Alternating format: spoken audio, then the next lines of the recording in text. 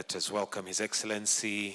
Bisha cia President wa tene Uhuru Kenyatta ari thingira-ini wa iregi umuthi kwa rita ria mbere kuma riria aumire kuu tariki 13 mweri wa kenda mwaka wa 2022 citumire neme cia Kenya ciethiore miario-ini ya gwetha gitumi giake gucemania na President William Ruto. Up to this juncture, Your Excellencies, no Uhuru auma umwe wa atongoria gitaru kia Africa IRATHIRO EAC iria tongoragio ni President William Ruto aria magucemanĩtie na runao kuma ngwatanĩro-inĩ ya mabũrũri ma Africa ya MUHURO SADC na agenda nene yuma ya gwetha thayu bũrũri-inĩ wa DRC Congo. This was born out of the realization by the EAC and SADC leaders that recent escalation in violence in parts of eastern DRC, including North and South Kivu, have inflicted immense suffering, mass displacement, and triggered concerns about the stability of our region.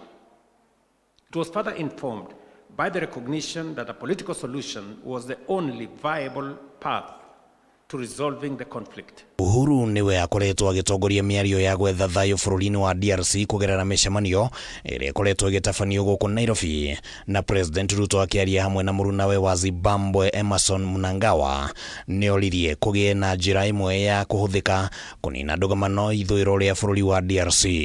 We call for the urgent merger of the Nairobi and Rwanda peace processes into a single coherent and harmonized EAC SADC peace process to serve as a comprehensive Africa-led political process to address the underlying issues fueling the conflict. It is paramount to capitalize on any breakthrough or progress that can bring peace and stability to our member countries. However, there is a need for better coordination and more coherence if we are to succeed in the implementation process of those agreements.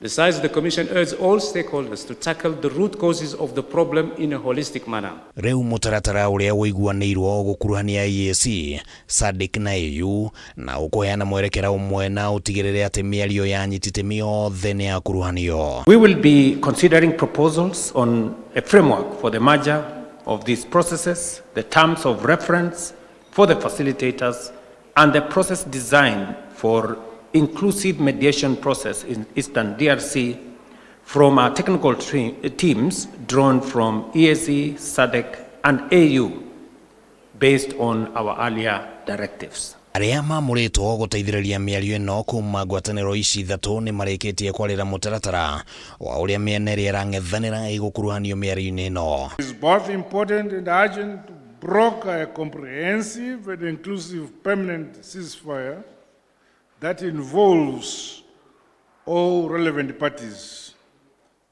Such a step is essential for the delivery of the much-needed humanitarian assistance.